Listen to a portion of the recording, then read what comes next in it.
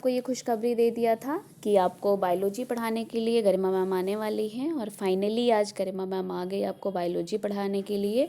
तो आज जो सबसे पहला टॉपिक हम बायोलॉजी का पढ़ेंगे वो होगा ह्यूमन ब्लड। तो ह्यूमन ब्लड टॉपिक को पढ़ने से पहले जैसे ही ह्यूमन ब्लड हम बोलते हैं वैसे हर बच्चे के दिमाग में एक क्वेश्चन क्लिक करता, व्हाट इज़ ब्लड? ब्लड क्या होता है? तो ब्लड की अगर हम बात करते हैं, ब्लड जो है वो एक सॉफ्टेस्ट टिश्यू है ह्यूमन बॉडी का, ठीक है, जिसकी अगर हम उत्पत्ति की बात करते हैं तो इसकी उत्पत्ति एम्ब्रियो के मीजोडर्म में होती है और हमारे जो ब्लड वेसल्स होते हैं उनकी सहायता से ये शरीर के प्रत्येक भाग में पहुंचते रहते हैं। और अगर हम ब्लड की, अब दूसरी चीज़ आती है खोज किसने किया इसका, तो खोज की अगर डिस्कवर्ड की बात आती है तो 1900 ईस्वी में कॉर्ल एंड स्टीनर एक हमारे वैज्ञानिक थे जिन्होंने ह्यूमन ब्लड की खोज की थी। जैसे आप कहते हो कि जो है पेड़ पौधों का जो अध्ययन करते हैं वो हम बॉटनी के अंतर्गत करते हैं, जीवों का जो हम अध्ययन करते हैं वो जूलॉजी के अंतर्गत करते हैं, वैसे ही होता है कि स्टडी ऑफ ब्लड, मतलब ब्लड का जो आप अध्ययन करते हो वो किसके अंतर्गत करते हो, तो हिमेटोलॉजी के अंतर्गत हम उसका अध्ययन करते हैं। पीएच वैल्यू की अगर हम बात करें, जो ब्लड होता है उसका जो पीएच वैल्यू होता है वो 7.4 होता है और जो उसका नेचर होता है ब्लड का वो क्या होता है, एल्काइन होता है। अब जैसे बात आती है कि जो ब्लड होता है, एक मान लीजिए जो एक स्वस्थ मनुष्य होता है उसमें 4.5 से 6 लीटर ब्लड पाया जाता है। जैसे मतलब वो जो ब्लड होता है हमारे शरीर का वो 12वां भाग होता है।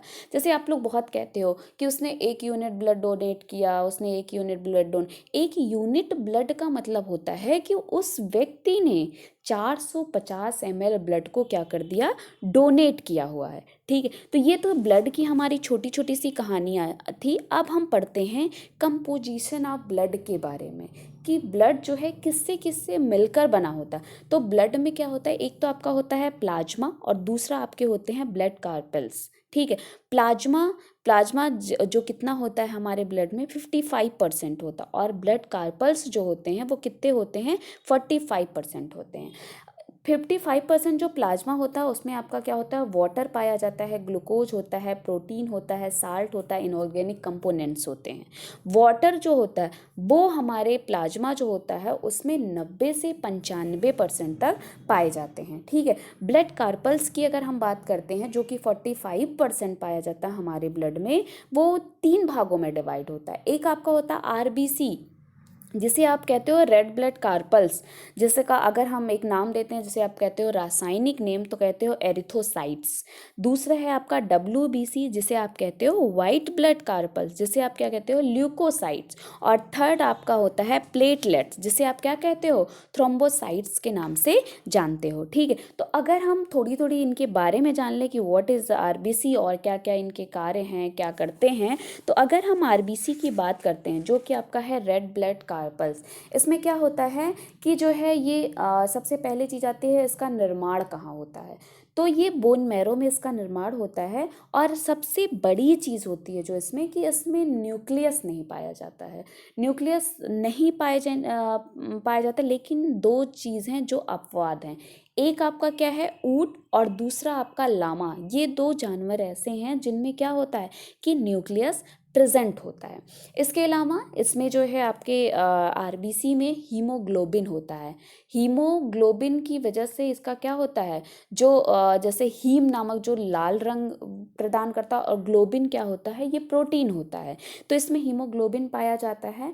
उसके अलावा जो है इनकी अगर हम आयु की बात करें कि मतलब आपसे पूछा जाता है आरबीसी का जो है जीवन काल कितने दिन का होता है, तो ये 120 दिन का होता है, ठीक है। अगर हम कार्य की बात करें कि आरबीसी क्या करता है, तो ये क्या करते हैं, हीमोग्लोबिन जो होता है वो फेफड़ों में ऑक्सीजन के साथ संयोजन करके ऑक्सी हीमोग्लोबिन नामक एक जो है अस्थायी पदार्थ बनाता है, जो कि क्या होता है, विखंडित होकर ऑक्सीजन को मुक्त करता है और यही ऑक्सीजन वो क्या करते हैं, शरीर के विभिन्न भागों में पहुंचाते हैं। जैसे आप कहते हो कि जो है आरबीसी का कार्य क्या होता है, तो आप कहते हो कि ऑक्सीजन को क्या करता है, शरीर के विभिन्न भागों में पहुंचाता है। जैसे आपको मान लीजिए मलेरिया हो जाता है तो आपका सबसे ज़्यादा क्या प्रभावित होता है, आरबीसी प्रभावित होता है, ठीक है।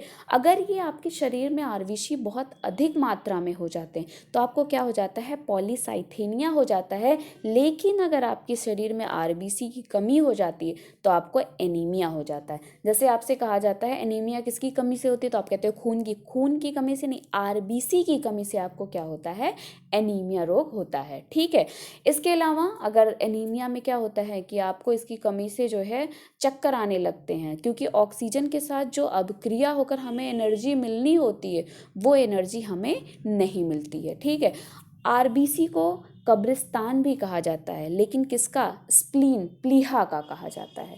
ठीक है, क्योंकि जब बीमारी की अवस्था में जब आपको चोट लग जाता है, क्योंकि सबसे बड़ी चीज़ होती है जो आरबीसी होता है उसका जो विनाश होता है वो कहाँ होता है, स्प्लीन में होता है। और अगर आपको क्या होता है, बीमारी की अवस्था में चोट लग जाने से अगर आपके शरीर में खून की कमी हो जाती है तो वो कमी को कौन पूरा करता है, स्प्लीन पूरा करता है, प्लीहा पूरा करता है। ठीक है, तो ये कहानी थी आपकी आरबीसी की, और मुझे जहाँ तक लग रहा है कि आपको आरबीसी की कहानी समझ में भी आई होगी। लेकिन अगर आपको नहीं समझ में आएगा तो आप प्लीज़ मुझसे कमेंट बॉक्स में पूछ सकते हैं कि मैम ये क्या होता है, ये हमें नहीं समझ में आया, तो मैं पूरी कोशिश करूँगी कि आपके डाउट्स को मैं क्लियर करूँ। दूसरा आपका जो दूसरी चीज़ है वो है आपके WBC, जिसे कहा जाता है वाइट ब्लड कार्पल्स। ठीक है, जिसे आप ल्यूकोसाइट्स भी कहते हो। WBC की अगर हम बात करते हैं तो ये आकार में जो है आरबीसी से बड़े होते हैं, लेकिन अगर हम संख्या की बात करते हैं तो ये क्या होते हैं, आरबीसी जो है जो इनकी संख्या होती है उनसे ये कम होते हैं। जैसे आरबीसी और WBC के बीच में जो रेशियो होता है वो 600:1 के अनुपात में होता है।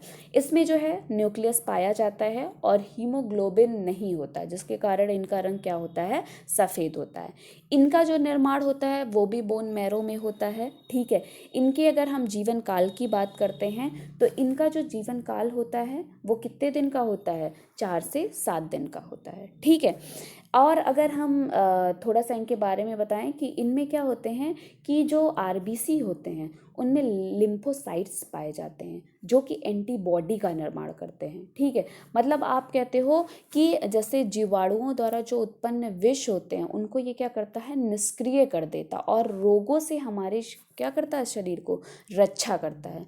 ये जो है जैसे होता है नहीं, सेना जो है क्या करते हैं, जो गश्ती सेना होते हैं वो बॉर्डर पर घूमते रहते हैं, वैसे ही ये क्या करते हैं, सेना के भांति हमारे पूरे शरीर में घूमते रहते हैं।